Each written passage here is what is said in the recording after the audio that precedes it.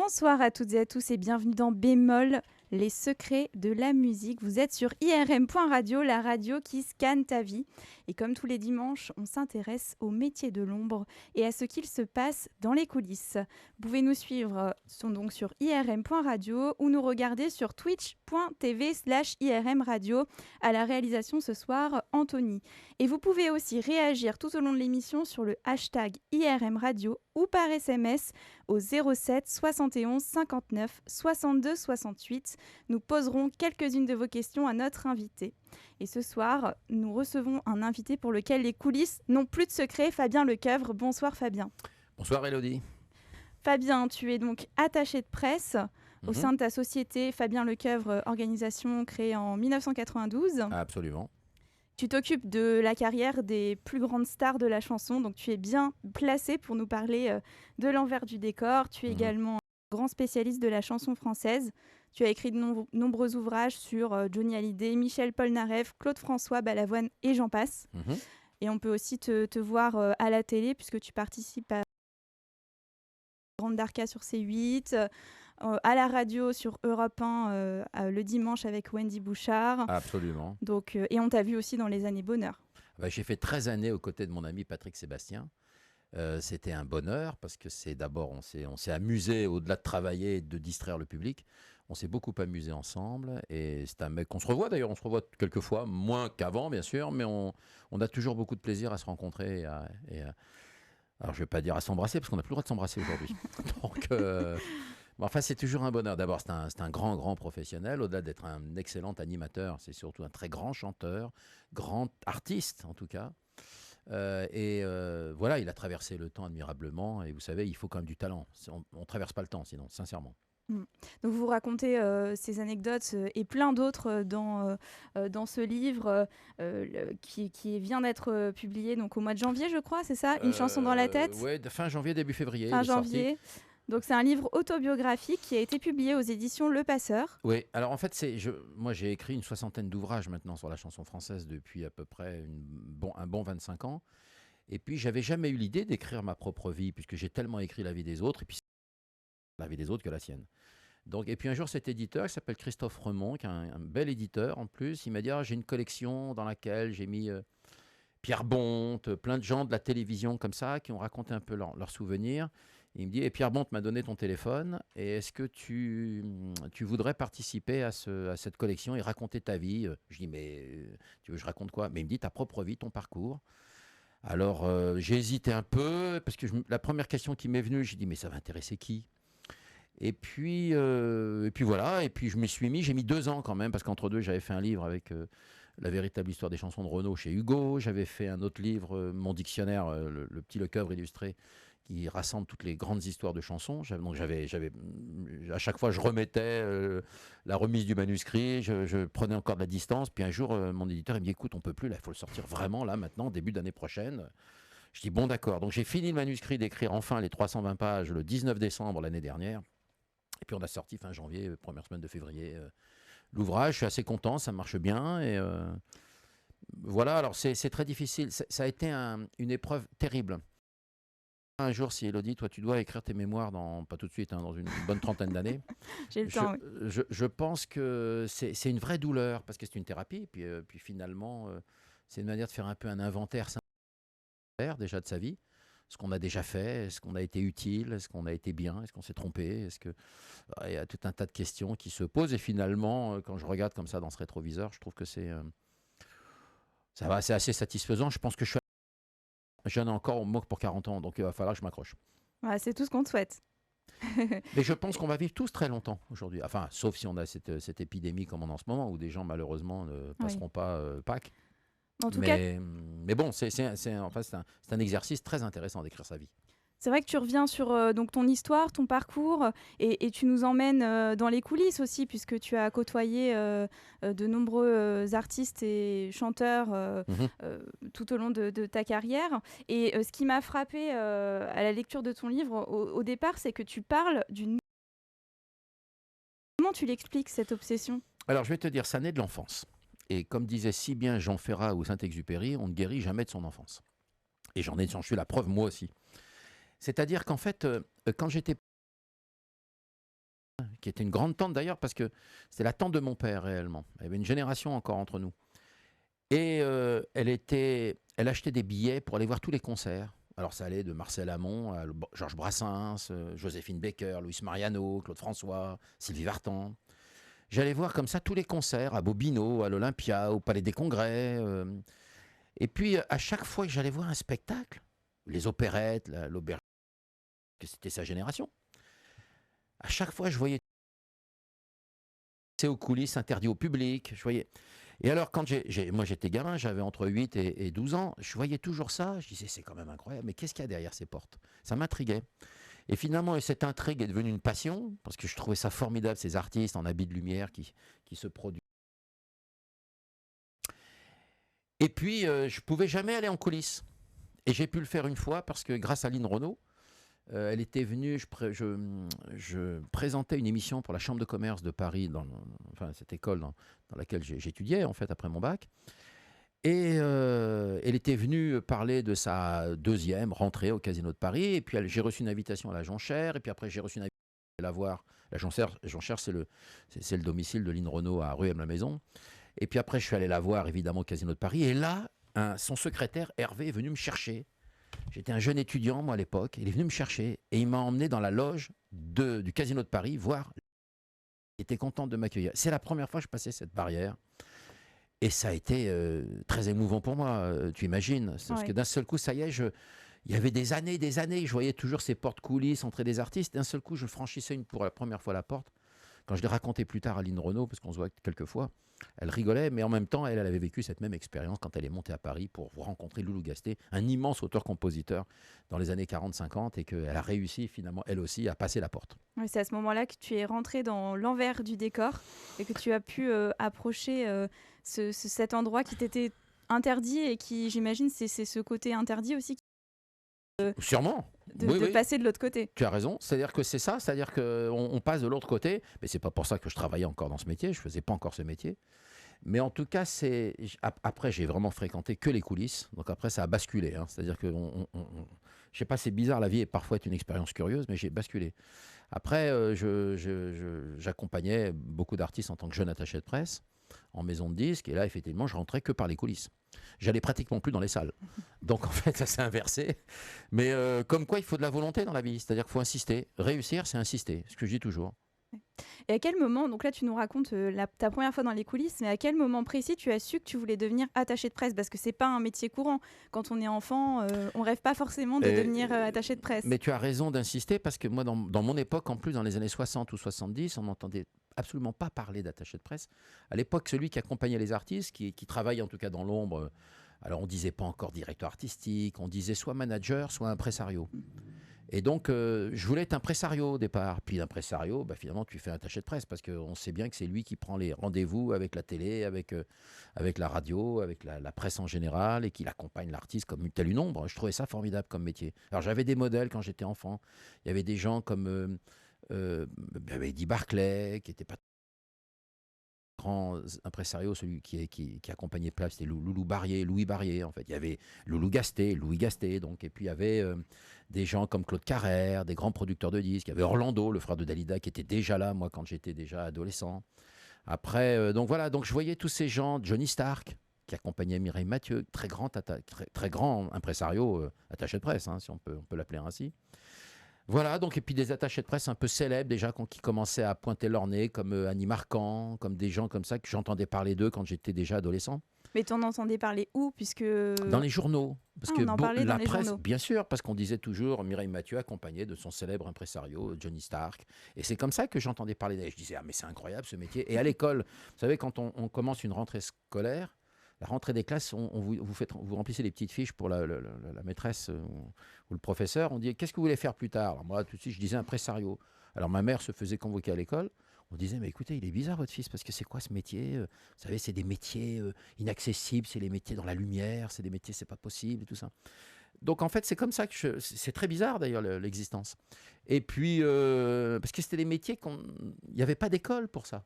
Moi aujourd'hui, j'enseigne en école de presse, ou à l'école supérieure de journalisme où je donne des cours, en tant que prof de communication, avec un diplôme pour exercer d'ailleurs, hein, et un statut du ministère, mais moi, ça fait un peu vieux quand on dit ça, mais ça n'existait pas à mon époque.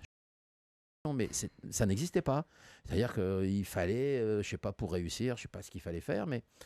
C'est vrai que tu as fait une que ça n'a pas grand-chose à voir avec le métier d'attaché de presse. Mais en même temps, je voulais faire plaisir à mes parents. Parce qu'après mon bac, comme j'ai eu mon bac très tôt, il fallait que je passe un diplôme. Puis à l'époque, tous les garçons, on les orientait vers le commerce. Il n'y avait pas encore l'informatique. On tapait les choses à la machine à l'époque. Hein. Et alors, en fait, bah voilà, on m'a mis dans le commerce, l'industrie. On a dit, tu trouveras toujours une voie là-dedans. Parce que j'étais doué à la vente, parce que j'ai fait beaucoup de stages, à la chambre de commerce d'ailleurs. Et j'ai dirigé une supérette avec... Pendant les vacances, je faisais mes stages avec mes carnets de stage, comme ça existe aujourd'hui. C'était déjà ça aussi à l'époque pour la Chambre de commerce et d'industrie de Paris. Et donc voilà, j'étais régulièrement moisant, je prenais mes cours, je prenais mon métro pour aller à l'école, enfin c'était... Mais oui, c'est vrai, j'avais rien qui me prédestinait, mais je pense que ce sont des métiers de vocation. C'est comme les chanteurs, c'est comme les acteurs, les animateurs de radio ou animatrices. C'est-à-dire que je pense qu'on est déjà avec cette vocation-là. Un médecin, il est médecin, je pense, avant de passer ses diplômes. Parce que ça reste des passions. Ouais. C'est des métiers passion. On peut pas... Moi, je voulais pas me lever le matin et traîner les pieds pour aller travailler. Quoi. Je voulais avoir un plaisir. Et j'ai toujours autant de plaisir quand je me lève le matin pour faire mon métier. J'adore ça. Et cet amour aussi de ton métier, il est très lié à ton amour pour la chanson française, finalement. Puisque tu racontes dans ton livre que tu as assisté à plein de concerts étant petit, et que c'est ça aussi qui t'a donné l'envie de travailler avec les artistes. Alors, d'abord, quand chemin de l'école, je chantais tout le temps. J'avais toujours une chanson dans la tête, d'où le titre de mon livre. Parce qu'en fait, j'avais ma vie de famille, ma famille en tout cas, mes parents se disputaient tout le temps. Moi, j'aurais rêvé que mes parents divorcent. Ils ne se divorçaient pas, donc ils se battaient. Ils se tapaient dessus, c'était l'horreur. Moi, je prenais des coups de ceinturon, je prenais des raclées dès que je ne savais pas une table de multiplication. On me mettait au coin avec le dictionnaire sur la tête. Enfin, moi, j'ai une enfance un peu compliquée. Donc, en fait, la chanson, au départ, avant de les chanter sur le chemin de l'école, c'est-à-dire c'était pour moi une évasion. Oui.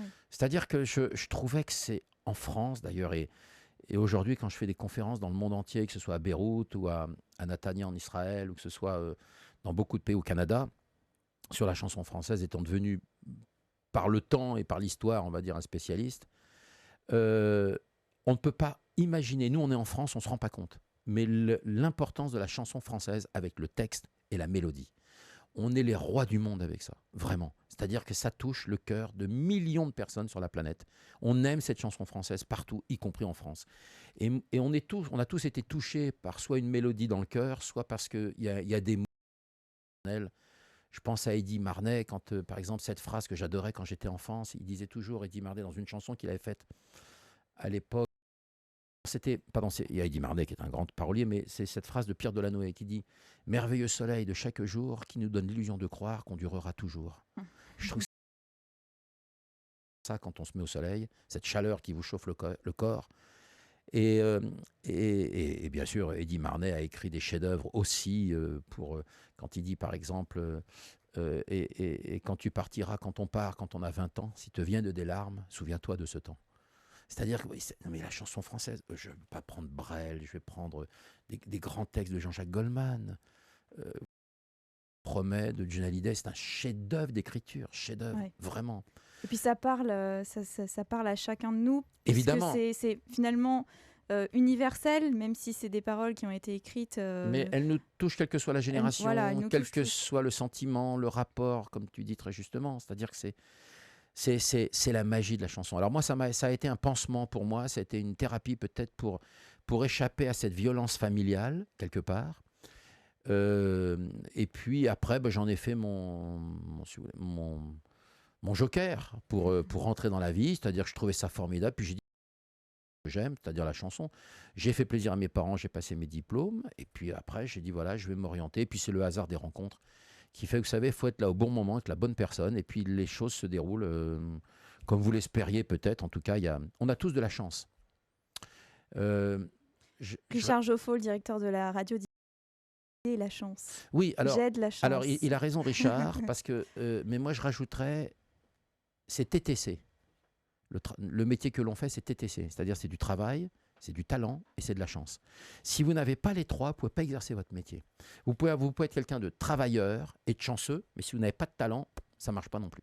Si vous avez que du talent, ça ne sera pas non plus. Et si vous n'avez et du talent, ce qui est déjà magnifique, mais que vous n'avez pas de chance, ça ne fonctionnera pas non plus. C'est ça qu'il faut bien comprendre. C'est un métier qu'on exerce TTC, pour moi, dans l'école du spectacle, laquelle j'enseigne aussi aujourd'hui beaucoup, ce que j'explique souvent aux nouvelles générations. D'accord. Pour revenir à ton parcours, quand tu étais enfant, quel est le premier concert auquel tu as assisté? Alors, le tout premier concert, je crois, alors quand j'étais enfant, ça devait être, alors je vais donner des noms qui sont quand même, alors j'ai vu sur scène quand j'étais petit, Georgette Lemaire, Isabelle Aubray, Michel Thor, que aimait bien une de mes marraines, et puis ma tante Simone. Et le premier qui m'a marqué, c'est Luis Mariano. C'est vrai que tu le racontes dans ton livre. Oui, c'est-à-dire que ça m'a marqué parce que c'est la première fois que je voyais un homme habillé en paillettes. C'est pas Claude François, comme on pourrait l'imaginer dans mon parcours. Non, mais le premier que j'ai vu habillé en paillettes, et j'en ai parlé un jour avec Florent Pagny, qui, comme moi, quand il était enfant, on est pratiquement de la même année, je crois, de naissance. Et comme moi, il adorait les chansons de Luis Mariano. C'est-à-dire que, puis alors, il avait comme ça cette vocation, le répertoire absolument fantastique et tout ça. Et c'est le premier homme que j'ai vu. Mais c'était angoissant parce que je l'ai dû le voir en octobre 1969 dans la Caravelle d'Or au Châtelet. Mais ce jour-là, il était, vous savez, enfin, cette période-là de la vie de Mariano, il était déjà, hélas, il souffrait d'un cancer et parfois, c'était pas lui qui chantait le soir. Il avait sa doublure. Évidemment, les fans de Mariano, ils se faisaient rembourser leur place quand c'était la doublure parce qu'ils voulaient voir comme Luis Mariano. Et le soir où je vais, moi, voir Mariano, enfin, c'est moi enfin, ma tante m'accompagnait, en tout cas avec ma sœur, on est allé voir Luis Mariano. Et alors, il n'arrivait pas au premier tableau dans l'opérette, évidemment, parce qu'on fait durer le suspense avant que, évidemment, la star, Mariano, arrive. Et quand il arrive, c'était le vrai Mariano ce jour-là. Et je me souviens de l'hystérie collective dans les salles, mais une hystérie, j'avais jamais vu ça. Des gens qui se jetaient du balcon du 2e étage du Châtelet Wow. pour atterrir sur la scène. Donc il y avait un service d'ordre déjà autour de lui très important. C'était bien avant la Bruelmania, bien avant la Cloclomania, bien avant Johnny, bien avant tout ça, évidemment.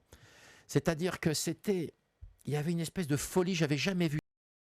Et moi, j'ai avec des yeux d'enfant, paillettes, et on n'entendait pas le son de sa voix tellement les filles criaient à chacune de ses apparitions. C'est une espèce d'hystérie collective qui envahissait la salle. Et j'avais jamais vu ça de ma vie, en fait. C'est la première fois que je voyais ça. Les chanteuses que j'avais vues sur scène, c'était bon, bah, elles chantaient, elles s'en allaient, bravo, au revoir, merci. Bon. Là, il y avait une forme le spectacle était aussi dans la salle. Tu parlais carrément de Dieu vivant en parlant de Luis Mariano. Ben oui, mais comme Clo-Clo en a été un aussi, comme Johnny Hallyday a été aussi un Dieu vivant, évidemment. C'est-à-dire qu'il y a des gens comme ça qui séduisent les salles, mais c'est au-delà. C'est-à-dire qu'ils interviennent dans l'émotion, oui, mais le cœur. Il y a une telle vibration, c'est ça exactement, Élodie. Il y a une vraie vibration qui est au-delà de la célébrité, de la notoriété. C'est ce qu'on appelle les idoles. Les idoles viennent du dieu grec, Dieu. Enfin, voilà. Et à un moment donné, on sait que voilà, il y a cette forme. On peut pas l'expliquer. Vous savez, je me souviens toujours de Claude François quand on le voyait comme ça sortir de son bureau ou arriver dans une émission de télé. Il avait une espèce de magie en sortant. Il était magique. On ne sait pas pourquoi, alors qu'un autre chanteur de la même époque, comme Delpech, qui sont des grands artistes aussi, comme Dave, comme toute cette génération 60s, ou c'est Jérôme, ou Il était une fois, ou Jodassin, qui sont des très grands artistes tous, mais une espèce d'aura, on ne sait pas pourquoi, je ne sais pas. Le petit truc en plus. C'est le truc par rapport à un Mitchell ou un Dick Rivers, qui finalement. Mais il y en avait un qui était au-dessus des autres, on ne sait pas. C'est un don de naissance, probablement, je le souhaite, enfin je l'espère. Toi, aujourd'hui, quel type de musique tu écoutes en ce moment-là? Alors, j'écoute de tout. J'adore le dernier album de Soprano. Je suis un très grand fan de Kali, dans les jeunes générations. Enfin, c'est pas les jeunes générations, finalement, ce dont je parle, parce qu'ils ont tous déjà quand même 35 ans, minimum. Mais j'aime beaucoup... après, c'est très divers et varié. Donc tu écoutes quand même les nouveaux chanteurs, la nouvelle scène de la chanson française. Ouais, alors je vais vous surprendre, j'adore l'album de Gradure, par exemple, qui est du rap. Je suis un peu hermétique au rap, mais c'est normal parce que c'est pas ma culture et pas ma génération. Vous savez, la musique, c'est toujours toujours. Hein. Ou même si les gens vous disent non, non, moi j'aime tout, machin, tout ça, bon. Non, on n'aime pas tout parce que la vibration n'est pas la même. Écoutez, on n'a pas les mêmes vibrations. Il y a des discours qui sont souvent faux. très souvent. Et donc, non, moi, mais je découvre des fois des gens assez... Abdel Malik, par exemple, pour moi, c'est un très, très grand poète, Abdel Malik. Je connaissais ses ouvrages, puisque je l'ai découvert. Moi, j'ai eu un prix en livre, qui est le prix qui récompense de l'année. Et j'avais fait un livre sur François Mitterrand, qui est une entorse dans tous les livres que j'écris, puisque j'ai écrit sur des chanteurs. Et il y a le prix Edgar Faure qui récompense le meilleur livre politique de l'année. Et je l'ai eu en 2000, je ne sais plus c'est en quelle année, 2011. Et Abdel Malik l'a eu l'année suivante. Donc c'est pour ça qu'on s'était rencontrés à ce moment-là. Et donc je me suis intéressé à son œuvre, évidemment, aussi bien livre qu'enregistrement. J'adore la chanson d'Abdel Malik et de Julie Gréco, par exemple, ensemble. C'est à pleurer, vraiment à pleurer. Et puis j'adore ses ouvrages parce qu'il a une poésie, une rime que j'aime beaucoup avec des mots. Il me fait penser à Étienne Rodagil, des mots qui n'ont rien à voir ensemble, mais quand ils sont ensemble, ça exprime quelque chose. Ça marche. C'est un vrai pouvoir et Abdel Malik, pour moi, est un très très grand poète d'aujourd'hui. C'est un Aragon des temps modernes pour moi, voilà. Ce soir, tu as choisi de nous faire écouter un autre morceau qui s'intitule Nuit et brouillard, qui a été écrit et composé par Jean Ferrat. On l'écoute et tu nous en parles juste après ? Avec plaisir. Allez. Vous êtes toujours dans Bémol sur IRM.radio avec Fabien Lecoeuvre. Alors Fabien, pourquoi tu as choisi de nous faire écouter ce titre ? J'ai écouté, ouais, j'ai toujours beaucoup de plaisir. J'étais au casque, je l'écoutais aussi là avec beaucoup d'émotion parce que d'abord j'ai appris cette chanson quand j'étais à l'école. C'est-à-dire qu'il y a des chorales comme ça. Alors, en musique, on m'avait écouté. Alors moi, Nuit et brouillard, ça me disait rien quand j'étais enfant. Et puis je trouvais les paroles très touchante, très troublante, parce qu'il faut dire que Ferrat, quand il a fait cette chanson, c'est en pleine vague yéyé. À côté, il y a Johnny, Sylvie, Richard Anthony, Clo-Clo qui chantent Souvenir, souvenir, j'entends siffler le train ou Si j'avais un marteau. Et lui, d'un seul coup, il arrive avec des mots d'un autre temps. Il parle d'une page de notre histoire quand même douloureuse et quand même lourde. C'est un succès. C'est-à-dire que c'est une leçon de vie formidable dans notre métier, quelque part. Et puis cette chanson, elle résume tellement bien que le sang sèche vite en entrant dans l'histoire et qu'il ne sert à rien de prendre une guitare, mais qui donc est de taille à pouvoir m'arrêter. L'ombre s'est fait humaine, aujourd'hui c'est l'été. Je connais le texte par cœur. Tu dois connaître beaucoup de chansons par cœur d'ailleurs. Oh, tu pourrais peut-être t'inscrire à N'oubliez ouais. pas les paroles, Oui, ça pourrait peut-être bien marcher. Hein. Mais c'est-à-dire que c'est troublant, les mots sont magnifiques. Franchement, je lui avais dit, parce qu'un jour j'ai pris un train, gare de Lyon, qui allait sur Avignon, et j'ai pris le train avec Jean Ferrat. Je me suis retrouvé dans le wagon, par hasard, avec lui. Et il était là avec une collaboratrice, enfin bref. Et moi, j'étais avec mon collaborateur Laurent. Et on a parlé dans le wagon, parce qu'à un moment, nos regards se sont échangés. Et puis, moi, j'ai vu Ferrat, je dis, oh là là, le grand Jean Ferrat et tout ça. Je ne l'avais pas encore rencontré, parce qu'il est très rare en télévision, donc je ne l'avais même pas croisé dans des coulisses ou sur un plateau depuis. Le voir Ferrat, et puis alors il m'a raconté, alors ce qu'il m'a dit c'était génial, il m'a raconté quand il a fait La Montagne, je lui posais des questions sur ses chansons évidemment, j'avais vraiment envie de faire une grande interview parce qu'il était formidable, mais ce qui m'a surtout troublé quand j'ai interviewé Jean Ferrat dans ce wagon, cette interview ou cet entretien improvisé on va dire, c'est qu'il faisait partie des déçus en fait du communisme et de tout cet élan de gauche qu'on a eu en France. Quand je dis ça, c'est une observation tout simplement. Hein. Mais il faisait partie de tous ces gens, un peu comme Yves Montand, quand le mur de Berlin est tombé, ils sont aperçus ce que c'était que le socialisme et le communisme. Parce que tant qu'on n'y allait pas, on adorait, on prenait en référence l'URSS à l'époque, comme ça s'appelait avant la Russie, après la Russie, puis après c'est redevenu la Russie. Mais l'URSS, on trouvait que c'était d'un modèle, tous les parents étaient communistes, on lisait l'Humanité dimanche et tout ça, la fête de l'UMA et tout ça. Mais on avait le modèle socialo-communiste, mais on ne savait pas comment c'était finalement. Et quand on a découvert les dégâts qu'a fait Staline et tous ces grands hommes de gauche, finalement, qui étaient aussi dictateurs qu'un Adolf Hitler, c'est-à-dire que tous ces hommes étaient déçus. Et un garçon comme Jean Ferrat, je me souviens de la peine qu'il avait, lui qui avait combattu, qui avait défendu tous les grands combats de la gauche qui étaient très importants en France, comme les congés payés, comme mai 68, tous ces combats qui ont été formidables pour amener des droits aux travailleurs, pour protéger les gens. Tous ces combats qui étaient extraordinaires, il avait les larmes aux yeux, Ferrat, parce qu'il avait été déçu finalement de ce qu'en avaient fait les hommes, de cette idéologie. Voilà. Et je me souviens de cet entretien avec lui, ce qui m'avait marqué, parce que j'ai dit quand même, c'est la gauche personnifiée, Jean Ferrat, pour moi, dans la chanson. Et d'un seul coup, il en était revenu de tout ça. Il trouvait que l'homme était pourri finalement et qu'il était bien dans son Ardèche là-bas parce que ça l'écœurait, quoi. La politique l'écœurait. Comme quoi, on s'imagine pas toujours ce qu'il y a derrière aussi l'artiste et sa façade. Oui, absolument. C'est-à-dire que c'est très, très curieux, mais il y a cette espèce, il y a souvent quelqu'un qui a des vraies idées souvent et qui change avec le temps. Fabien, ce soir, on a voulu t'organiser une petite surprise et on a quelqu'un en ligne qui voudrait te parler. Très bien, On la prend? avec plaisir. Bonsoir Linda. Oui, bonsoir, ma belle demoiselle. C'est Élodie, Linda. Bonsoir, Linda. Bonjour, mon petit bébé. Ça va bien? Ah, c'est comme ça que je l'appelle tous les jours. Oui, ça va bien, mon... écoute, elle est magnifique, cette chanson. Tu sais, Jean Ferrat, comment j'ai de l'estime. bien Chance. Mhm. Tu te rends compte, moi, la petite portugaise avec son aspirateur, ça, et qui fait son premier disque, le portugais, avec RTL, Monique Lemarcy, tout ça, qui m'ont donné un coup de pouce. Mhm. Et du jour au lendemain, je quitte mon aspirateur pour un micro. Et puis là, maintenant, tout imagine. Tu l'avais rencontré ou pas? Ah oui, puisqu'il m'a écrit une chanson. Il m'a écrit une chanson. Vrai, bien sûr, bien Mais sûr. oui. Non, il faut dire que Linda a eu des plus grands auteurs qui ont écrit pour elle. Elle les a tous inspirés. Ah oui, évidemment. Aznavour. Voilà, Pierre Delanoë. Pierre Delanoë. Que ce soit des Pascal Auria, bien sûr. Didier Barbelivien. Ah oui. Oh, mais vous savez, je pense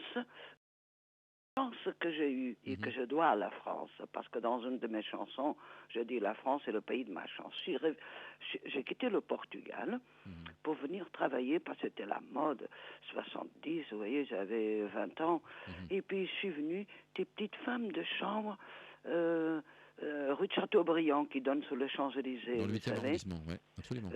Voilà, dans le 8e arrondissement, Château d'Eau, voilà. Et puis, le hasard fait que je tombais toujours avec des gens du métier. Et c'est pour ça que je suis venue à la chanson. Ça a été le hasard. Regarde pas bien le cœur, on ne s'est pas cherché, ni toi ni moi. Bien sûr, absolument. Oui, c'est vrai. C'est le hasard, c'est la vie. Et puis toi, avec tout ce que tu as fait, toutes les grandes vedettes, bon, écoute, ma petite chérie, vous vous appelez comment, ma fille? Moi, c'est Élodie, Linda. Donc, vous avez bien reconnu. Donc, c'est Linda De Souza en ligne. Hein. Et, Oui. Linda, moi, je voulais savoir quand est-ce qu'on... Oh, ma chérie, vous avez devant vous la personne qui s'occupe de mes galas. Ah, bon. Oui, c'est-à-dire Voilà. que mon bureau gère effectivement un peu le planning de Linda, notamment. Alors bon, actuellement, on sait bien qu'il y a une impossibilité de monter sur scène, évidemment, comme chacun le sait. Sûr. Ah oui, par rapport à tout ce qui se passe là. Le coronavirus, voilà, évidemment. parce que moi, je suis en bonne santé, grâce à Dieu, je touche de bois. Très bonne santé. Et alors, en juin, il y a des dates pour Linda. Il y a des dates même autour de Paris, aux alentours du 27, 28, 29 juin. Oh, merci. Et en fait, mais pour le moment, il y a un statu quo parce qu'on attend de savoir ce virus et Tout à comment fait, les Français exactement. vont réagir et comment les autorités vont ouvrir ou pas les salles à nouveau. Et voilà, donc pour le moment, on est un peu en statu quo. Et voilà. Et même l'Olympia, tout est fermé partout. Hein. Ah ouais, donc mais Linda, elle fait régulièrement des concerts, ça se passe très bien. Ah les gens oui. sont debout, ils sont contents de la voir parce qu'elle représente tellement. Moi, j'adore les Portugais en France parce que d'abord, c'est un grand peuple, les Portugais. Et puis, quand je vois leurs yeux qui brillent lorsque Linda arrive sur scène, parce que ça, c'est important de le raconter. Quand leur idole, leur star arrive, parce qu'elle représente, ça a été un porte-drapeau, Linda, pour tout un peuple. Très important. Et maintenant, tu sais, j'en ai un de chaque côté. Parce que quand je suis venue en France, j'étais encore femme de chambre, mais quand j'ai commencé à chanter, c'est la France qui m'a donné cette chance. Absolument. Donc, j'ai le drapeau français, tricolore, bleu, blanc, rouge, et puis de l'autre côté, j'ai le drapeau portugais, mais la France, comme je dis dans une de mes chansons, la France est le pays de ma chance. Et puis d'avoir rencontré tous ces vedettes, vous vous rendez compte d'un aspirateur, du jour au lendemain, j'ai un micro à la main. C'est magnifique. Alors, en plus, tu es un exemple, parce que bon, tu t'es battu, ça n'a pas été simple. C'est un métier difficile. Hein. J'ai gagné ma vie, honnêtement. Je n'ai pas ouvert gagner ma vie. J'ai eu cette chance. Parce que j'ai les bras qui travaillent mieux que les jambes. Et puis l'aspirateur, c'est pas... Non. Vous savez, la dignité, c'est l'or. le mot dignité. Quand on respecte son corps, on respecte celui des autres. Bien sûr. Et voilà. Et moi, c'était cette dignité. Et puis, quand j'étais petite fille, comme je raconte dans le livre La valise en carton, moi j'étais élevée avec les petites bonnes sœurs de Saint-Vincent-de-Paul. Et juste à côté d'une caserne militaire. Se réveiller avec vous voyez, avec la musique, la fanfare, voilà. Des militaires, et puis avec les bonnes sœurs. Et vous savez, j'étais entre le ciel et la terre. Et puis voilà, je suis restée libre. Je ne savais pas pourquoi. C'est après. Vous vous rendez compte que la petite qui vient pour passer l'aspirateur, on vient pour écouter ma voix. Ah, moi, c'est monter sur scène, c'est comme rentrer dans une église. Ouais, c'est vrai que ça doit être incroyable quand même. Oh, c'est magnifique. Aussi lire votre livre Des larmes d'argent qui est paru en 2015. Absolument. Dans lequel vous racontez aussi votre histoire. Je raconte la continuité. L'après valise en carton. Voilà. L'après, exactement. Fabien, il est génial cet homme. Quand il lit quelque chose, il le retient, il sait ce qu'il lit. Des larmes d'argent. Quand je monte sur scène, je suis toujours très émue. Parce que dans ma tête, pendant que j'attends mon tour derrière le rideau, que je vais rencontrer les gens, je dis Seigneur, mais d'où vous m'avez sorti? Et puis, j'ai toujours des petites larmes qui coulent, mais je le dois au public et je l'oublierai jamais. Or que ça fait déjà depuis 78 aujourd'hui, ça fait 42 ans. Vous vous rendez compte, ma fille? Ouais, c'est une... Vous n'étiez pas née? Non, non, j'étais pas née, ça c'est sûr. Je te confirme. En tout cas, Linda, on espère vous voir très rapidement remonter sur scène une fois que le coronavirus nous aura... On vous remercie mille fois d'avoir accepté de participer à l'émission. Oh, avec grand plaisir. Et c'est surtout un grand merci à vous. Comme ça, je peux faire un petit coucou à tous les gens qui vous écoutent. Je profite de votre public pour dire merci. Mais ça me fait plaisir toujours d'avoir... On n'habite pas très loin l'un de l'autre avec Linda. On se voit quelques fois et tout ça, et on a toujours beaucoup de bonheur à se retrouver. Super. Parce que je connais bien son parcours, elle connaît bien aussi mon parcours, et en fait, on a une forme de considération l'un pour l'autre, en fait. Et ça, c'est très important, cette forme de respect. Parce que nous aimons les gens. Et tu as beaucoup de bienveillance pour les gens, en tout cas, et c'est une des très grandes qualités que tu as, Linda, finalement. Oh, je remercie le ciel. Et ma petite fille, je vous fais un gros bisou. Mon petit Fabien, sois sage. Hein? On vous embrasse, Linda. Merci. Moi aussi, je vous embrasse tous les deux, mes petits. Soirée. Au revoir. Ça fait quoi d'entendre la voix de Linda? Ça me fait plaisir, ça a dû faire plaisir à des milliers de personnes qui aiment la retrouver. D'abord, c'est une très grande artiste, grande chanteuse, très belle voix. Et c'est vrai que j'avais complètement oublié que Ferrat lui avait fait une chanson. Laquelle? C'est pas une chanson très connue dans son répertoire, mais c'est une chanson d'album, sur le 3e album. Enfin, mais c'est fou parce que la voix de Linda de Souza, elle est tellement magique, en fait, qu'elle a inspiré les grands auteurs. Vous savez, les gens qui écrivent des chansons, c'est un talent. Hein. Moi, j'ai pas ce talent-là. J'ai jamais fait de chansons. J'ai écrit beaucoup de livres, mais pas de chansons. Mais moi, Lemel, avec des Étienne Rodagil à l'époque, avec des gens comme Lionel Florence qui écrivent beaucoup pour Florent Pagny ou Christophe Mahé. Enfin, c'est des gens magiques. Je suis tombé avec Lionel Florence il n'y a pas très longtemps. Il a écrit des chefs-d'œuvre. On s'attache pour Christophe Mahé, Savoir aimer pour Florent Pagny, et j'en oublie, et tant d'autres, et pour Pascal Obispo aussi. Ils ont beaucoup écrit ensemble. Je trouve qu'il faut une dimension. Il faut habiller les artistes sur mesure avec un texte. C'est un vrai talent. Au-delà d'être auteur, on est génie, quoi, pour moi. C'est-à-dire, vous parlez avec Barbelivien, quand on voit les chefs-d'œuvre qu'il a écrits en tant que texte, souvent, c'est rien à dire, quoi. C'est-à-dire qu'on se dit, mais c'est magique. C'est un grand auteur aussi, Didier. Il a composé aussi beaucoup de chansons, mais il a aussi beaucoup écrit pour plein de gens. Et, je trouve que c'est vraiment... j'imagine pas une vie sans chanson. Vous voyez les épreuves qu'on est en train de traverser dans l'actualité d'aujourd'hui, qui sont quand même des épreuves pour des millions de Français. Je pense que la chanson, les chanteurs, qui sont pour moi des gens merveilleux, au-dessus de tellement d'autres, ils vont nous accompagner dans cette épreuve. C'est pas facile, hein, le confinement, c'est pas facile face à des épreuves de maladie. Il y a déjà, si on a déjà une faiblesse respiratoire, cardiaque ou diabète, etc., il faut se mettre à la place des gens. Eh bien, les chansons, croyez bien que dans cette épreuve, ce sont les chansons qui vont encore nous accompagner. Vous allez voir, comme dans les... Il y a toujours une chanson. Je suis allé au Liban un jour avec Chantal Goya, qui est une immense star là-bas. Et dans les écoles, pendant les bombardements, et les Libanais, ils ont subi beaucoup de guerres qui souvent n'étaient pas les leurs, d'ailleurs, très souvent. Et alors, en fait, les enfants, on les mettait dans les caves, on leur passait du Chantal Goya, soit en DVD, en VHS à l'époque, c'était pas encore du DVD, en VHS, soit on leur passait des disques de Chantal Goya pour leur faire passer un peu le temps et traverser de guerres qui souvent sont très douloureuses pour les enfants.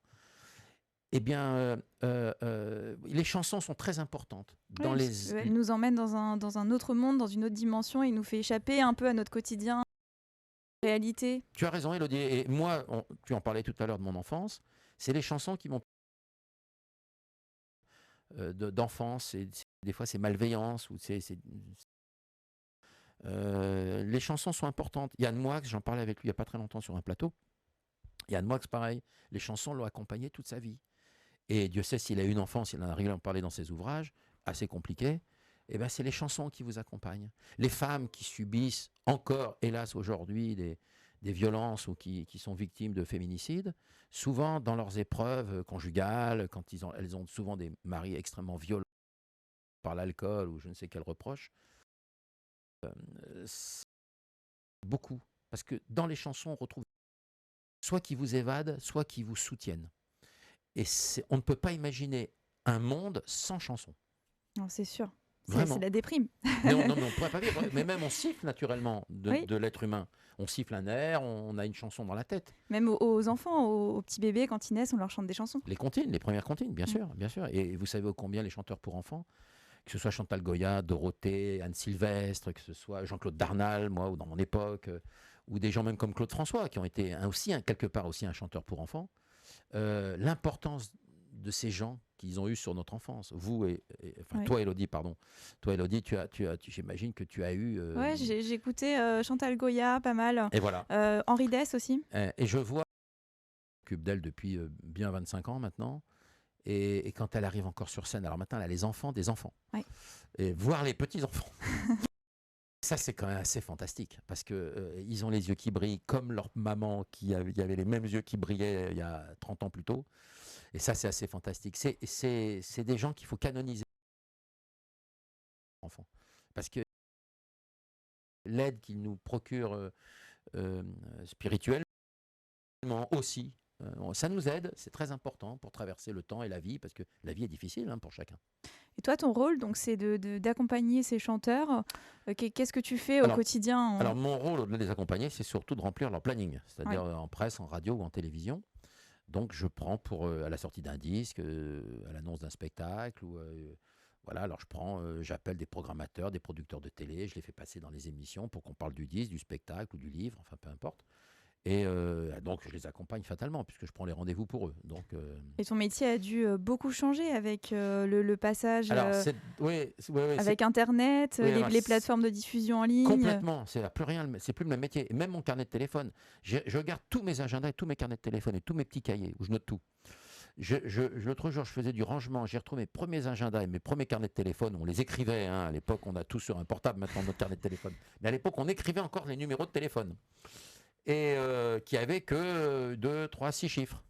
Et quand j'ai commencé, moi. Et alors, il n'y a plus personne. Je n'ai pas commencé il y a 200 ans non plus. J'ai commencé il y a une quarantaine d'années. Mais il n'y a plus personne. Soit ils sont tous morts, soit ils sont partis à la retraite, je l'espère en tout cas. Mais il n'y a plus personne qui a rien à voir avec aujourd'hui.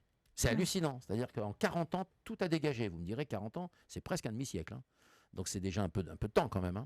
Mais c'est ça qui est intéressant, c'est-à-dire que et puis au fur et à mesure, et puis même si je prends un carnet qui a 10 ans, un peu plus maintenant, parce que ça fait bien 10 ans qu'on a les portables maintenant quand même, et qu'on rentre tout dedans maintenant, mais c'est très étrange, et c'est plus du tout le même métier, comme tu le dis très justement. Maintenant, les réseaux sociaux sont essentiels, entre Instagram, entre les Facebook, entre Twitter, enfin, et toutes ces plateformes. effectivement, que la communication, où il n'y en avait que 3 chaînes de télé à l'époque. Il n'y avait que 4, moi quand j'ai commencé, il y avait 5 stations de radio. Les radios libres sont arrivées en 81-82, donc là ça a démultiplié par 380 les choses. Et puis après, d'autres télés sont arrivées aussi avec le milieu des années 80, quand François Mitterrand a libéré aussi les ondes de radio et de télé. Donc c'est plus du tout le même métier. Et puis, alors la différence entre hier et aujourd'hui, si tu me poses la question, c'est qu'en fait, hier, un tube de l'été, et je le vois quand je réécris mon dictionnaire, enfin je le mets à jour tous les 2 ans, sur les histoires de chansons. En 1975, par exemple, donc il n'y a pas si longtemps que ça non plus, en 1975, quand on faisait un tube, qu'on soit Nino Ferrer, Claude François ou Jodassin, peu importe, un tube, ça rassemblait 40-45 millions de personnes. On écoutait tous le même tube sur les 50 millions de Français qu'il y avait à l'époque. Et c'est énorme. On avait tous le même colossal. tube. Non, mais, et la chanson se vendait à 1 million, 2 millions, 3 millions d'exemplaires. Voilà. Ça la Ventura de Stone et Chardin, que ce soit John Hallyday, Gabriel, enfin peu importe. Une chanson était un tube pour 40 millions de personnes. Aujourd'hui, Gims, qui fait des tubes exceptionnels aussi, avec ses duos, Vianney, enfin, etc., il y a plein de gens, Gims peut remplir un... Il y a plein de gens qui ne savent pas qui c'est. C'est-à-dire qu'aujourd'hui, les succès est communautaire. C'est-à-dire, si par exemple, Énergie, ou si tu écoutes Europe 1, ou si tu écoutes RTL, ou pourquoi pas France Inter, c'est-à-dire que tu n'as pas les mêmes valeurs. Alors, raison de plus, si tu as Skyrock, ou si tu as des radios voltage, enfin des trucs qui sont vraiment des niches spécialisés dans le hip-hop, dans le R&B, ou dans la pop, enfin, ou le rock, peu importe, même des choses comme ça. Alors là, tu peux faire un tube sur WFM. La France entière ne sait même pas que c'est un tube. C'est-à-dire qu'on ne connaît même pas le nom du chanteur. Non, mais c'est quand même hallucinant. C'est-à-dire qu'aujourd'hui, on est devenu communautaire. À démultiplier les médias, c'est notre chance d'ailleurs d'avoir démultiplié les médias, mais à la fois, notre malchance, c'est qu'un tube, c'est plus un tube. C'est un tube pour 3-4 millions de personnes en France, mais plus du tout pour 40 ou 50 millions de Français. Oui, c'est subjectif, quoi. Ça concerne notre réseau, notre communauté. Mais il y a des tubes, il y a des chansons incroyables, qui sont des succès exceptionnels, pour des tranches d'âge de 8-15 ans, après pour des tranches d'âge de 18-22 ans, ou pour les 35 et plus. On n'a pas les mêmes références, les mêmes chansons qui nous rassemblent. C'est la différence, à mon avis, entre hier et aujourd'hui. Très bien. Et aujourd'hui, avec quels artistes tu travailles, tu collabores? Il y a de nouveaux chanteurs? Alors, ça ne t'a pas échappé, il y a moins d'artistes qui sortent des nouveautés. Ils ont moins besoin à faire à c'est plus dur de s'installer indépendantes. Et puis surtout, les carrières ne durent pas. C'est ça. C'est-à-dire que tu peux avoir un Stromae qui a été une immense star il y a encore, on va dire, 8 ans. Ouais, un bon 8 ans, voire 10 ans. Et aujourd'hui, il peut rester encore 5 ans sans rien faire. Tout le monde s'en fout. Mais tout le monde s'en fout. Il peut sortir un album demain, après avoir fait 2 millions de disques. Demain, il peut sortir un disque, il en fera peut-être 30 000. C'est-à-dire qu'il n'y a plus de carrière aujourd'hui. D'abord parce que les gens ne sortent pas assez régulièrement des disques, parce que le public n'est peut-être plus prêt non plus à écouter des nouveautés tout le temps. Il faut dire qu'on a un tel patrimoine chanson, musique, que tout a déjà été fait, dans tous les genres, presque. Oui. Donc en fait, je pense c'est un peu les montagnes russes, quoi, maintenant. Oui, ça peut décoller vite fort, et puis finalement retomber. Il n'y a plus de carrière. Pour faire des carrières aujourd'hui, Jennifer, qui sont des grandes chanteuses, Lara Fabian, très grande chanteuse, ils sont obligés d'aller dans des émissions de télé-réalité pour passer tous les samedis soirs à l'écran. Non mais, je crois qu'on parle de The Voice. Oui, non mais c'est-à-dire que j'adore ces grandes artistes. Jennifer est une immense chanteuse. Lara Fabian, on ne présente même pas, c'est une plus belle voix qui existe, Lara. Mais vous vous rendez compte, c'est-à-dire qu'aujourd'hui, c'est plus le même métier. Aujourd'hui, c'est un métier de chanteuse qui passe aussi par la télé, et la télé régulière et habituelle. Donc en fait, ça n'enlève pas pour autant leur talent, mais c'est un autre métier aujourd'hui, chanteuse. Alors peut-être que ça va changer, parce qu'avec ce qu'on est en train de vivre en ce moment, peut-être que les artistes vont revenir à des plus petites salles, compte tenu des épidémies, compte tenu de ce qu'on va organiser, j'imagine, à l'issue de ce qu'on vit en ce moment comme virus. Donc Alors, on ne sait pas où on va, mais c'est plus du tout les mêmes carrières. Des carrières à la Dalida, John Hallyday, Clo-Clo, Jodassin, mais c'est fini, ces époques-là. Et puis à l'époque, il y avait aussi plusieurs émissions de variété qui passaient et qui mettaient, qui exposaient ces artistes. Ouais. Je pense, par exemple, il y avait déjà le top 50. Alors, le top 50 est arrivé en novembre 84. Et c'est vrai que la multidiffusion, en tout cas des tubes en clip, ça a contribué aussi aux notoriétés de certains grands chanteurs. Que ce soit Florent Pagny, Patrick Bruel et les grands vainqueurs, en tout cas, des disques d'or. Mais je pense qu'on n'exploite plus... Même le public n'est plus prêt à écouter ce qu'il écoutait. Je pense que faut savoir, par exemple, en termes de pourcentage, la chanson française, ça représente aujourd'hui 19% des ventes et du streaming, ventes physiques de disques. Et à peu près, oui, c'est ça, le streaming, ça représente aussi 19% de la chanson française. Et 81%, c'est la world music, le R&B, enfin le rap. C'est 81% des ventes et des téléchargements. C'est-à-dire que c'est dire si aujourd'hui, on est dans une autre époque, un autre système. Ça ne veut pas dire que ça va disparaître, parce que c'est des 20% de résistance aujourd'hui, presque. Et en même temps, on aime ça, on aime les belles chansons, les beaux textes, on aime les belles histoires qui sont racontées comme des petits films dans les grandes chansons des grands auteurs. Et en France, on a cette joie et cette chance d'avoir des immenses d'auteurs, de compositeurs et d'interprètes, parce qu'il faut quand même avoir des voix. Vous savez, aujourd'hui, il n'y a plus que des chanteurs qui sont auteurs-compositeurs. Mais si on était resté dans cette époque, enfin si on avait toujours eu cette époque, on n'aurait jamais eu Yves Montand, on n'aurait jamais eu Edith Piaf, on n'aurait jamais eu John Hallyday. Oui. Non mais c'est vrai, il faut le dire. Ils ont été des immenses interprètes, surtout dans leur carrière, même si quelquefois ils ont quand même coécrit certaines chansons. Edith Piaf a coécrit La vie en rose, John Hallyday a coécrit toute la musique que j'aime, enfin bon. Mais en même temps, je pense qu'on aurait... Aujourd'hui, le chanteur, il fait le complexe de l'auteur-compositeur. Et malheureusement, ils n'ont pas tous le talent de Jacques Brel, de Jean-Jacques Goldman. Non mais, ça se saurait. Oui, non mais voilà. Mais ils font tous ce complexe-là. Aujourd'hui, pour que vous soyez chanteur, il faut être auteur-compositeur avant.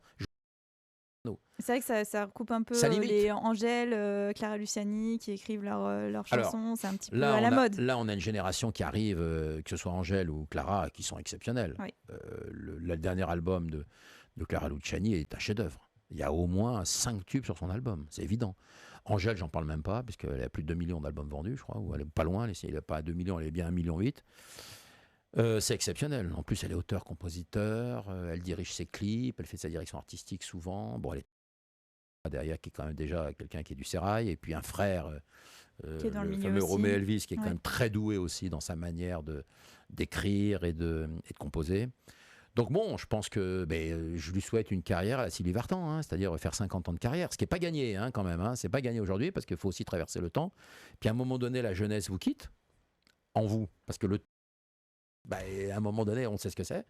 Donc c'est pas facile aussi à rester quand la jeunesse vous a quitté et qu'il faut encore rester pour séduire un autre public, peut-être plus âgé, peut-être plus... voilà, mais il faut encore être là. Quand elle chantait, quand elle a commencé Sylvie, évidemment, elle chantait pour les 15 ans. La plus belle pour aller danser, ça s'adressait à un public d'ados. C'était des chansons teenagers, yéyé, on va dire. Et puis après, quand elle chante Petit bateau sur scène en 96, qui s'adresse à des enfants ou des petits-enfants, elle a une grâce, Sylvie Vartan, exceptionnelle aussi. Et son public a vieilli avec elle. Et elle s'adresse à des gens qui ont aujourd'hui plus de 40 ans, Sylvie. Et c'est formidable quand même. Travailler par exemple avec, on les citait, mais Angèle, Clara Luciani, Vianney, est-ce que ce serait possible une collaboration? Oui, j'adorerais, moi, bien sûr, mais je crois qu'elle a déjà 40 personnes autour d'elle. Je crois qu'elle n'a pas besoin de moi, franchement. Ils ont une équipe constituée, ils sont dans un développement de carrière, là ils sont dans l'ascension des choses. Mais peut-être qu'un jour elle m'appellera, peut-être que... Vous savez, moi on m'a souvent appelé au secours quand les carrières se cassaient la figure. J'arrive comme un médecin, en fait. J'ai un peu le docteur. Quand il faut opérer. Oui. Les chanteurs ont essayé de faire 2-3 retours qui ne se sont pas bien passés. Donc ils disent on va appeler le keuvre parce qu'il a toujours un joker dans le chapeau. Un lapin dans le chapeau ou un joker. Il va peut-être nous trouver une bonne idée pour revenir. Donc j'ai fait des retours de beaucoup d'artistes. Que ce soit des Julie Pietri, des Jean-Luc Lahaye, des Michel Polnareff, enfin bon, j'ai fait revenir des gens improbables souvent, et beaucoup d'artistes. Je pense à Triane, je pense à des gens comme ça qui vendent des millions de disques. Enfin, donc souvent Chantal Goya que j'avais fait revenir, qui absolument n'était plus du tout à la mode, qui vendait plus un disque. J'ai décidé de de la mettre dans le film absolument fabuleux avec Nathalie Baye et Josiane Balasco, et elle a eu cette réplique: mieux vaut has been que has never been. Donc c'est et ça l'a repositionné. On a fait le tour après des discothèques en France, et d'un seul coup la carrière de Goya était relancée, alors que plus personne n'en voulait à un moment donné. Et donc voilà, donc on vient chercher le docteur Lecoeuvre, on dit ah tiens, il a peut-être lui une combine, un truc, un machin, il a peut-être un truc pour me refaire partir l'histoire. Donc finalement c'est plutôt les artistes qui te choisissent que toi qui choisis les artistes. Oui, parce que ils savent que j'ai toujours un truc ficelle ou un joker que j'ai dans la poche, leur situation, très souvent. Et chaque fois, j'ai fait beaucoup de retours de beaucoup d'artistes qui, des fois, ne vendaient plus, qui se sont mis à revendre. Et comme je dis toujours, qui a vendu, revendra. Est-ce que tu peux nous dire avec qui tu travailles? C'est confidentiel. Il y a des choses confidentielles que je ne peux pas encore annoncer aujourd'hui. Je viens de terminer une collaboration avec Michel Polnareff de 14 ans. Enfin, je viens de terminer pour le moment. Bon, mais ça peut repartir. Ouais, c'est ce que tu expliques aussi dans ton livre. Oui, alors c'est un garçon que j'aime beaucoup parce que d'abord, au-delà de travailler ensemble, on a une amitié. Mais après, vous savez, on a affaire à des superstars et c'est compliqué, il faut gérer. Il faut gérer les humeurs aussi. Quand on est amis, au-delà de travailler avec quelqu'un, il faut gérer les humeurs. Et pour moi, l'amitié, c'est aussi de se disputer quand on n'est pas d'accord. Bon, là, on n'est pas d'accord sur des termes de contrat et sur des rayonnements de contrat, en tout cas, des étendues de contrat qui nous marient et qui nous lient depuis tant d'années, et des applications de contrat. Bon, c'est un litige, je ne vais pas le déballer ici, parce que tout le monde le connaît maintenant. Enfin, il suffit de lire mon livre, on va savoir de quoi il en retourne. Mais en fait, mais ça peut arriver, on peut avec un artiste. D'ailleurs, la franchise et l'amitié, c'est basé là-dessus. Il ne faut jamais l'oublier. C'est-à-dire que je pense, quand on est artiste, mieux vaut se disputer avec quelqu'un que jamais. Ah oui, et puis si tu dis amène à tout, c'est pas comme ça que ça va marcher. Il faut savoir tenir tête aux artistes. Et moi, j'ai cette épaisseur-là, en tout cas. Quand je suis pas d'accord avec eux, je leur dis. Alors, des fois, on peut ne pas être d'accord, se disputer. Si je reconnais que j'ai tort, je dis effectivement, je me suis trompé. Mais si c'est eux qui ont tort, c'est plus difficile pour qu'ils reconnaissent qu'ils se sont trompés. Ils préfèrent se fâcher, ils préfèrent trouver d'autres situations de remplacement. Mais bon, mais Michel, bon, je sais que bon, on est fâché pour un moment. On est en froid pour un moment, mais bon, demain, tout est possible. C'est un type bien. Il sait aussi que je suis un type aussi correct, très correct. Il me connaît parfaitement, parce que vous savez, on est tellement amis qu'il sait, il connaît mes défauts, mes qualités. Moi, je connais ses défauts et ses immenses qualités aussi. Donc bon, on se connaît très très bien. Déjà, quand on travaille avec quelqu'un, il faut bien le connaître. Et c'est un avantage de bien le connaître. Moi, je connais ses limites, il connaît les miennes. Donc on joue au chat à la souris en ce moment, mais bon... Mais bon, voilà. Prochain épisode, c'est ça? Oui, sûrement, mais ça va se finir comme la dernière fois, quand on s'était déjà fâché une fois. Un jour, il m'a appelé à 2h30 du matin, on est resté 1h30 ensemble, et puis après, on s'est remariés. Bon, c'est reparti. Ça arrive, oui, mais parce que sur le fond, c'est un garçon bien, qui a une sensibilité, qui a une enfance pas très autoritaire, un peu comme le mien. Et donc, je connais ses blessures, évidemment, donc c'est compliqué, la vie. Il a une femme merveilleuse, en plus, Daniela, qui l'épaule bien, qui l'assiste bien dans tout ça, et qui est une très bonne conseillère aussi, d'ailleurs. Et bon, je pense que tout ça va un peu... Bon, faut laisser un peu de temps. Faut laisser le temps au temps, comme disait François Mitterrand. Ça a l'air d'être quand même un métier où parfois il faut garder la tête froide, parce que tu dois souvent avoir des urgences à gérer. Comment tu fais pour supporter ce poids? Ce que je dis toujours, Élodie, c'est en fait, il faut du sang-froid. Ouais. Plus que la tête, c'est du sang-froid. C'est-à-dire qu'il faut être un serpent. C'est-à-dire qu'il ne faut jamais réagir à chaud. Il faut avoir du recul sur les choses, sur les gens, sur la manière dont la circonstance.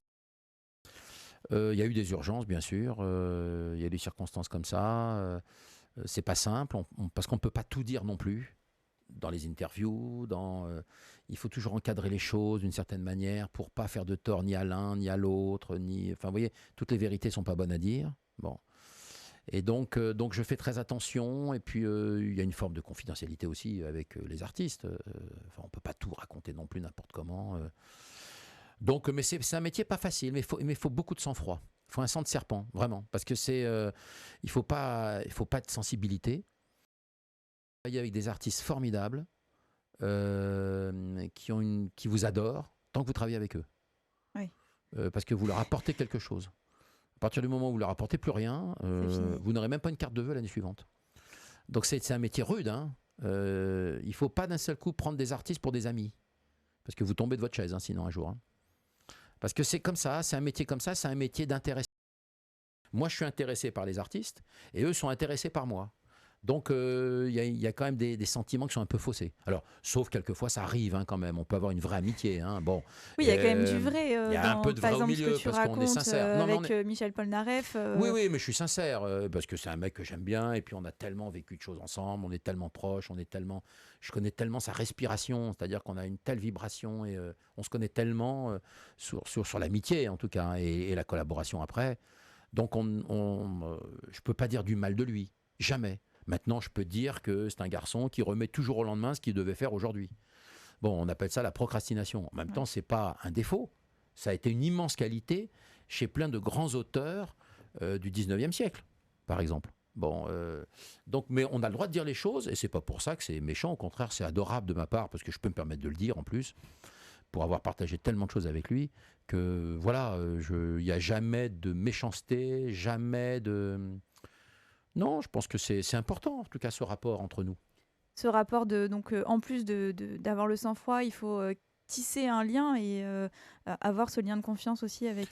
Oui, bien sûr. C'est aussi un métier humain, de prime abord, puisque tu dois quand même gérer la personnalité, les humeurs... Les humeurs surtout. Parce que la personnalité, bon, on la connaît, on signe pour ça d'ailleurs. Mais après, c'est les humeurs. Et les humeurs peuvent être changeantes selon les événements. Parce que Michel est un homme très sensible, par exemple, pour parler de lui. Bon. Mais les autres, c'est un peu pareil quand même. C'est-à-dire qu'il a des... Mais parce que c'est normal, parce qu'on ne peut pas avoir le talent, le génie qu'il a. C'est un immense compositeur, Polnareff. On ne peut pas avoir ce talent, sincèrement, sans avoir quelque part être un écorché, être saigné. C'est un type qui saigne de l'intérieur, Polnareff. C'est un type qui est écorché, c'est vraiment une belle personne. C'est pour ça que souvent, ils sont dans un paradoxe de fou. Puis ils vont jusqu'au bout de leurs bêtises, des fois, ou de leurs extraordinaires réflexions. Il a le défaut de ses qualités et les qualités de ses défauts. Entre nous. Mais il faut gérer ça. Et ça, c'est extrêmement difficile à faire. D'accord. Et je voulais savoir quel était l'événement le plus fou que tu avais organisé pour médiatiser un artiste. Est-ce qu'il y a un truc dingue que tu aies déjà fait? Ouais, j'ai fait des trucs incroyables. J'ai soudoyé des standards téléphoniques avant le top 50 pour qu'ils restent dans les hit parades des grandes émissions de radio à l'époque. J'ai fait des trucs improbables. Il y a un événement plus récent en 2015 quand justement Polnareff, on a fait un musée pendant 6 mois à Montluçon. Qui est une ville formidable, et Polnareff avait fait son service militaire à Montluçon, enfin une partie de son service militaire. Et donc on a eu la bonne idée d'organiser une expo Polnareff, comme je fais par ailleurs beaucoup d'expositions, mais d'une manière générale. Et puis là, on a dit tiens, on va faire une expo que sur Michel Polnareff. Je savais qu'il préparait son nouvel album qui allait arriver. Enfin, il devait arriver en 2015 déjà. Bon, il est arrivé qu'en 19 finalement. Mais et puis donc on a rassemblé d'un seul coup, enfin Michel, mais enfin c'est une organisation derrière évidemment. On a rassemblé plus de 7000 personnes devant la mairie de Montluçon, ce qui n'était pas arrivé depuis la Libération, c'est-à-dire 1945. Et même lui était très impressionné parce qu'il ne chantait pas, il ne faisait pas un concert. Il est monté sur le podium installé spécialement pour lui, il a salué la foule d'une manière très affectueuse. C'est un chanteur, mais arrivé sur la scène devant la mairie de Montluçon, ce qui était fantastique. Tout ça a été orchestré par mon bureau, évidemment, et puis par la mairie de Montluçon. Mais enfin, il fallait encadrer les choses, parce que souvent, les gens qui travaillent dans les mairies, avec tout le talent qui les caractérise, mais ils n'ont pas forcément la dimension d'un type comme Polnareff, où il faut le faire venir, mais pas le laisser trop longtemps, parce que après ça peut être dangereux, après ceci. Enfin, il faut encadrer les choses avec un service d'ordre, parce que l'amour que porte le public à Polnareff, il peut être aussi exceptionnel que dangereux, avec les grands mouvements de foule et tout ça. Et donc, et ça a été et même lui a été scotché. Michel, on était reparti le soir en avion à Bruxelles, parce qu'à ce moment-là, il habitait en Belgique pour enregistrer une partie de son album, le dernier album qu'il a sorti en 2019. Et c'était assez exceptionnel, parce qu'il était même très impressionné de l'organisation que j'avais mise en scène pour lui. Mise en place. Et oui, et il sait le travail, il connaît le travail des choses, des gens, la valeur, l'importance, tout ça, parce qu'il a cette mesure-là. C'est tout sauf voilà, c'est pas un arriviste, Polnareff. Le mec, il a déjà 47 ans de carrière, 50 ans. Qui sait très bien, vous voyez, il sait très bien organiser comment on organise et la difficulté à déplacer les gens à Montluçon, qui est quand même un truc le plus paumé en France de Paris, en venant de Paris. Comment t'avais fait ? Eh ben j'ai organisé les choses. J'ai choisi une date déjà où il n'y avait pas de gros événements ce jour-là. Enfin, et puis j'ai rassemblé les médias, toutes chaînes de télé confondues, toutes chaînes de radio. Et puis ça, la mayonnaise a pris parce qu'il n'était pas revenu en France depuis à peu près au moins 7 ans, Michel Polnareff. Donc d'un seul coup, on était content de le voir et de le revoir et puis de lui parler et lui dire quelques mots à une foule. Oui, son apparition était finalement devenue un événement. En fait, je me sers souvent des choses bibliques. Alors vous allez dire c'est curieux, mais les artistes, c'est comme des petits Jésus-Christ tous. Il y a toujours ce côté religieux quelque part dans l'apparition des choses. Mais un artiste qui arrive sur scène, on le fait apparaître dans des faisceaux de lumière, on le rend un peu Dieu, on le rend un peu Jésus-Christ. C'est pas péjoratif quand je dis ça, c'est magnifique même. Hein, bon. Et on les rend un peu comme ça sur scène. Hein. Ils arrivent avec des faisceaux de lumière, des projecteurs derrière le truc. On dirait des Jésus qui arrivent sur scène. Et donc, je me sers de ces bases bibliques, de ces références, en tout cas, de Star System, qui était du Star System bien avant qu'on l'invente, qu'on invente le mot, en tout cas. C'est des petits Jésus-Christ, tous ces grandes stars, finalement. Donc, j'utilise les mêmes recettes qu'utilisaient les apôtres autour de Jésus-Christ. Autour d'un chanteur, il y a des apôtres aussi. Hein. Il y a des gens, des collaborateurs, des directeurs artistiques, des ingénieurs du son, des proches attachés de presse, des managers, il y a des apôtres aussi, hein, voilà. Puis des fois, il y a des apôtres qui trahissent, qui se fâchent. Donc, il y a toujours Judas au milieu aussi. Bon, c'est comme ça. Donc, il y en a toujours un. Alors, il se fâche après, et puis après, il se réconcilie quand même. Et puis, bon, c'est comme ça. Il y a des disputes. On peut avoir justement ça. Et puis, il y a Saint-Pierre, puis il y a Saint-Paul, et puis il y a des Saint-Jean, puis il y a des gens importants dans les apôtres aussi. Qui Jésus s'est aussi disputé. Aussi. Bon, bah voilà, ça fait partie du jeu. Mais je pense que je me suis beaucoup inspiré finalement de la Bible et du Nouveau et de l'Ancien Testament. C'est surprenant. Non, c'est des méthodes, et je pense que je ne suis pas le seul. Je pense que le Star System est né de ça, d'ailleurs, est né de ces systèmes religieux. D'ailleurs, vous savez, le fait de mettre une croix autour du cou, ou une étoile de David, ou une main de Fatma, peu importe, c'est pour un chanteur, regardez tous ceux qui aiment Johnny Hallyday, je les vois maintenant avec des croix, la même croix que Johnny Hallyday porte autour du cou. Oui, c'est vrai. Non, mais c'est un phénomène religieux, je suis désolé. Bon, Claude François, ils peuvent pas se mettre une baignoire autour du cou, ni une applique, mais enfin, vous voyez, c'est-à-dire que, et je parle de ça au 8e degré, mais c'est un phénomène religieux, les artistes, quelque part, face à l'humain, quand on réfléchit bien. Et ça, c'est très important de le savoir. En actualité, combien tu gères d'artistes en ce moment ? Quelques-uns. Je sais pas, je compte pas. En tout cas, je ne compte pas de cette. On peut pas compter de cette manière. C'était une des questions d'un internaute que je relayais. Je prépare, je gère à peu près une dizaine d'artistes à peu près en communication. Et tu peux nous donner des noms ? Non, je ne donnerai pas les noms. Il suffit d'aller voir sur les réseaux, tout ça, tout y est. D'accord. Puis alors, je ne veux pas présenter ça, c'est pas comme un. Je peux pas parler des artistes comme un inventaire dans une épicerie, quoi. Non, bien sûr. Parce que ça ressemble un peu à ça si on commence à dosser des noms. Donc je ne donne pas de noms. Très bien. Jamais, parce que je veux pas partir dans une espèce d'inventaire après à la Prévert comme ça, mais ça n'a ça n'a pas d'intérêt. Je comprends. C'est parce que je pense d'abord les gens ils tapent le nom, ils voient tout de suite de qui je m'occupe. Hein. Ils sont pas fous. Bon. Mais là par exemple il y a un film qui est sorti. Plus d'artistes, c'est beaucoup d'événements aujourd'hui aussi. Oui. Il y a un film qui est sorti sur Étienne Rodagil. Il est sorti il y a 18 mois, il vient de sortir en DVD. Ça, c'est un truc exceptionnel. Je m'occupe de ça, par exemple, en ce moment. Le film donc s'appelle ? Il s'appelait Roda. Très bien. Et c'est Charlotte Silvera, la réalisatrice, productrice et réalisatrice du film, qui a fait un documentaire sur Étienne Rodagil. Dedans, il y a des séquences avec Julien Clerc, avec Vanessa Paradis, avec Mort Schumann, avec Claude François. Le film est fantastique. Et il marche très bien en DVD. Je m'occupe de ça en ce moment, par exemple. Vous voyez, il est bien clair de DVD en ce moment et tout ça. Il est sorti il n'y a pas longtemps, il y a je sais pas 10 jours. Et ça me passionne parce que j'aime ça. J'adore ce film. Charlotte Silvera est une immense réalisatrice. Qui a fait d'autres films évidemment bien avant. Hein. Tapez son nom sur Internet, vous allez voir.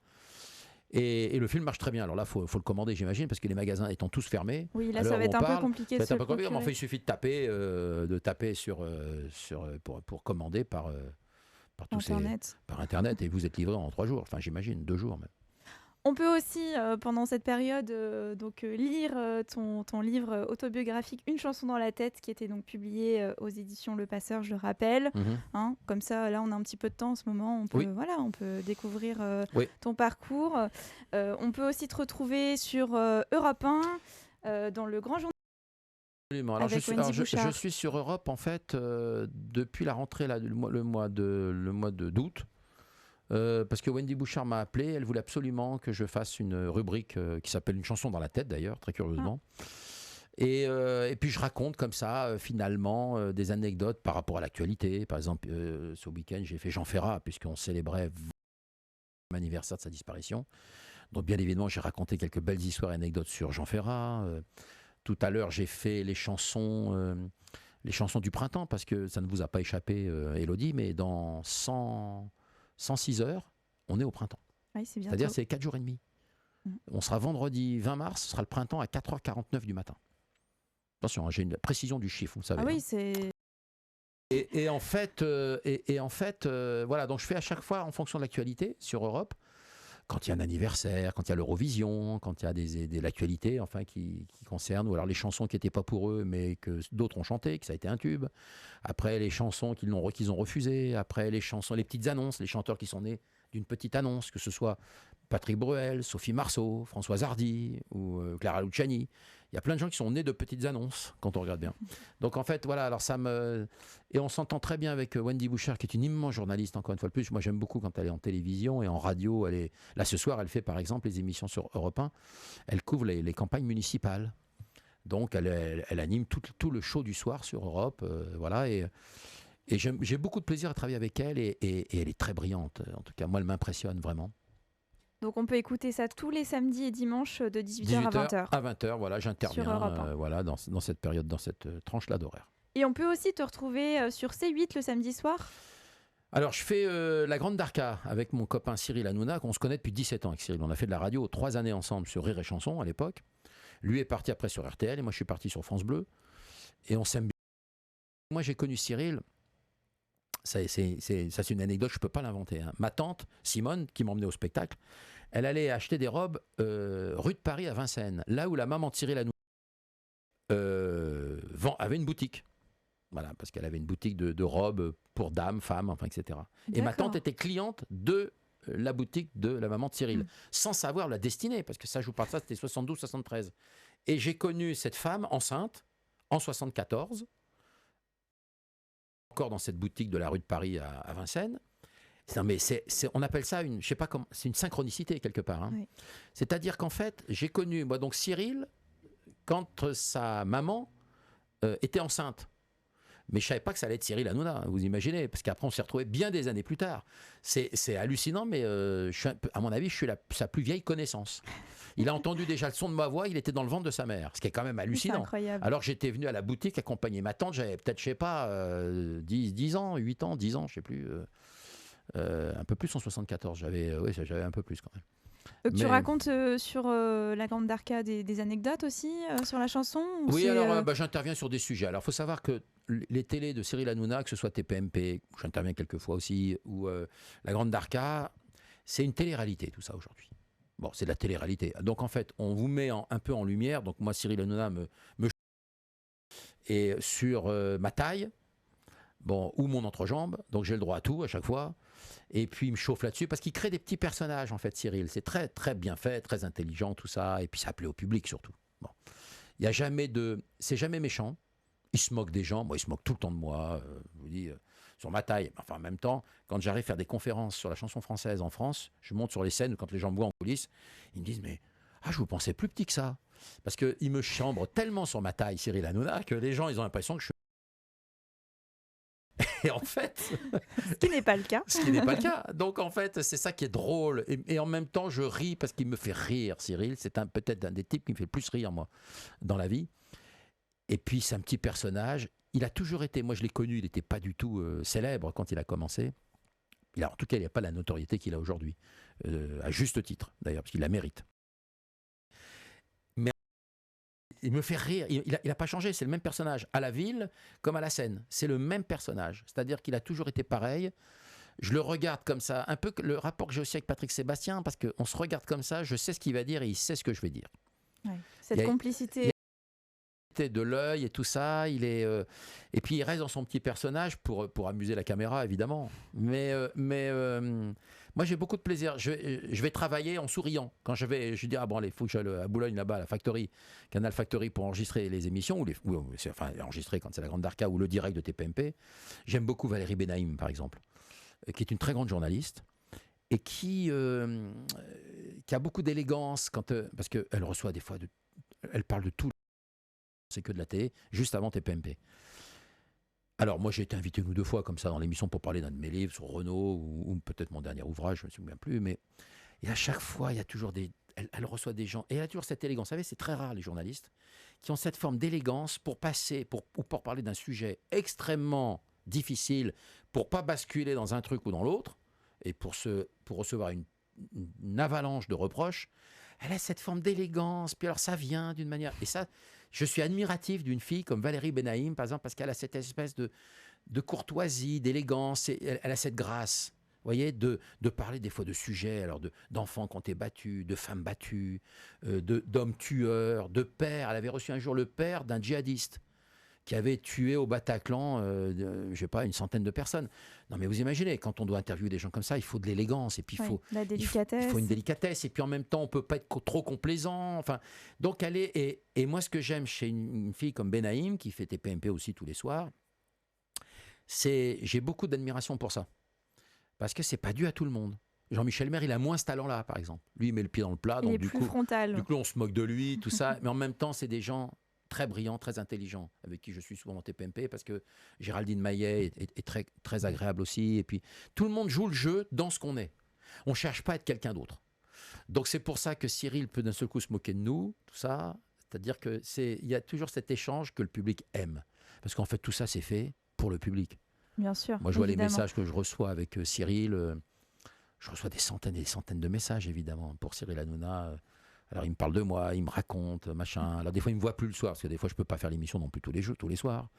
Donc, alors, il me dit, alors, on ne vous voit plus, je ne comprends pas, machin, moi, je ne regarde plus. Alors, je dis, mais non, mais si, regardez, je vais revenir là. Mais voilà, on dialogue grâce aux ces réseaux sociaux, grâce à des réseaux comme tes réseaux aujourd'hui sur IRM, Élodie. Et c'est agréable de parler avec le public aussi. C'est très important d'avoir aussi le pouls de la salle, comme on dit. Oui, ça c'est aussi essentiel en musique.